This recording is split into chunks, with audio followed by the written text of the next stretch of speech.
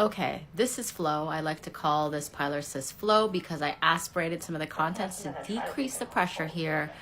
That was gonna explode on me if I tried to incise it initially. So it's less filled, and now I can squeeze out a little bit more of the contents. As you can see, there's a lot of liquid in there. I think I pulled out probably about 5 cc's of fluid already.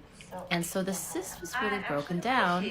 Here I can open it. I'm taking a little bit extra skin because I know there's extra skin there.